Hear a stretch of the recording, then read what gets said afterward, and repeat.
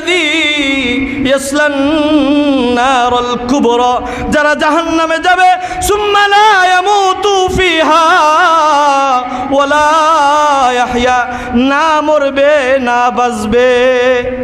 জাহান্নামের অধিবাসী যারা হবে, জাহান্নামে যাওয়ার পর না মরবে না বাঁচবে, এমন শাস্তি আল্লাহ চাপায়ে দিবে, জাহান্নামে পুড়তে পুড়তে পুড়তে জীবনটা অঙ্গার হয়ে যাবে। নাউজুবিল্লাহ। এই জন্য আমরা আল্লাহর কাছে দোয়া করব, রব্বানা সরিফ আন্না আযাবা জাহান্নাম, ও আমার মালিক আমাকে জাহান্নাম থেকে মুক্তি দান করো। ইন্না আযাবাহা কানা গরমা, এই আযাব আমাদের সহ্য করার মতো না, এই আযাব বড় কঠিন, এটা মানুষের জীবনকে শেষ করে দিবে। এরপর আল্লাহ বলতেছে ইন্নাহা সাআত মুস্তাকাররাও ওয়া মুকামা। আল্লাহ তাআলা বলতেছে, ও আমার বান্দা,